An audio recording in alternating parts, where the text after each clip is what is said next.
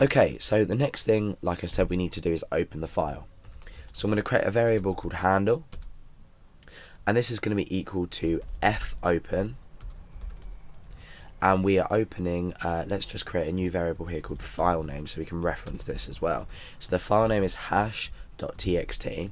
So for the arguments for fopen, we need the file name specified and the method, the way we want to open it. So we're opening it just to read the data in, so we just need to pop an R in there. Now what we want to do is we want to create a new variable with the file password. So this variable is essentially going to equal the hash that's inside here. So file password is equal to fread, and then we need to supply a couple of arguments here.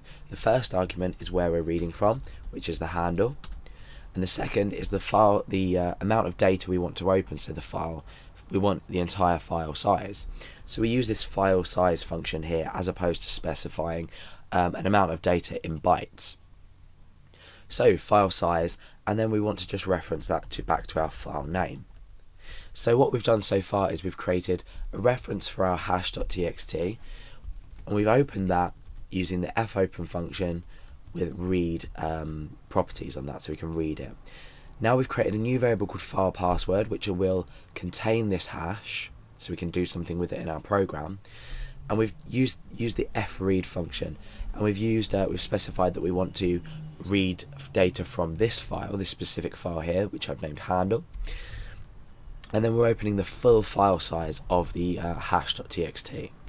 So let's just put up an echo in front of here, in front of there, so we echo out this data.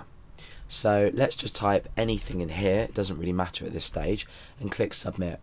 You see that we've now gained this hash from this hash.txt file. So now we can do something with it. Now what we need to do is we need to hash the password that the user has entered.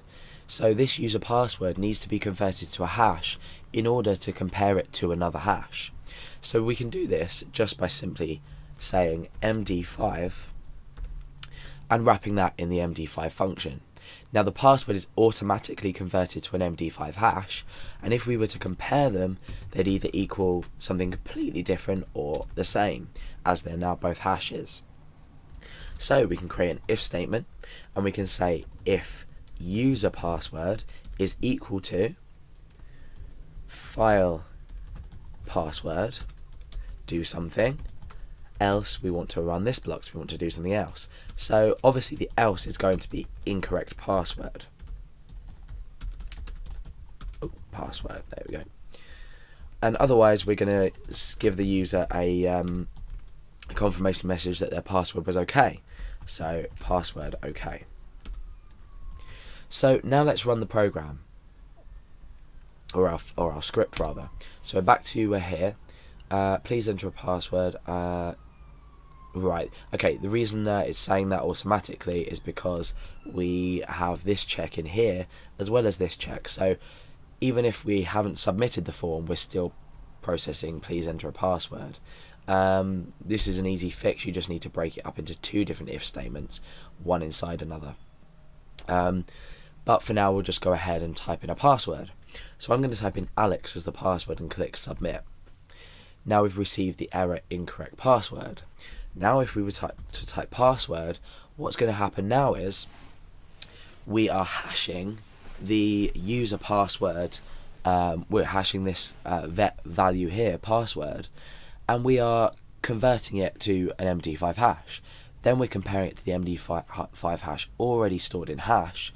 Therefore password hashed is equal to this, therefore the password matches.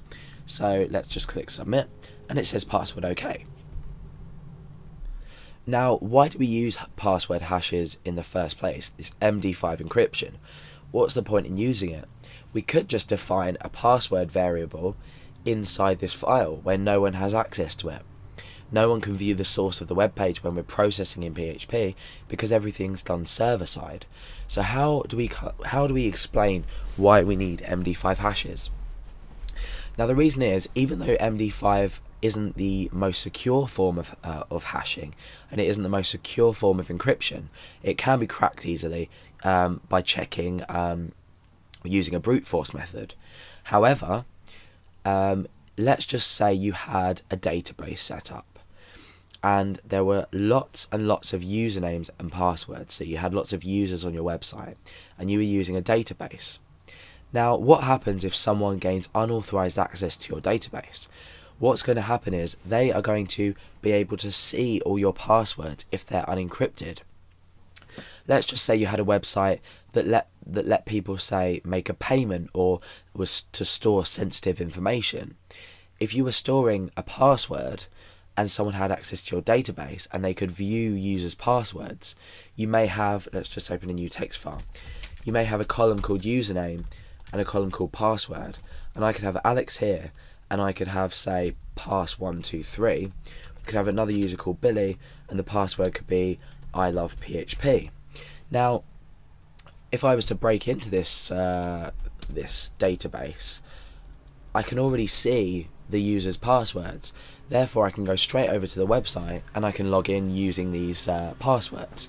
However, if these were MD5 encrypted, for example, look like this, it just so happens that these two users are going to have the same password. But if it looked like this, you know, someone that has unauthorized access to anywhere you store these will say, oh, well, I can't convert these because remember I said earlier in the tutorial that MD5 is one-way encryption. There is no way that you can return this to its original value. And that's what we call one-way encryption. If I was to create an encryption method that, let's say, made A equal to 1, it made or let's do this another way, or made B equal to 2, or C equal to 3, and my password was BCA, and I encrypted it as 231, you would be able to reverse this encryption. So you'd be able to say 231.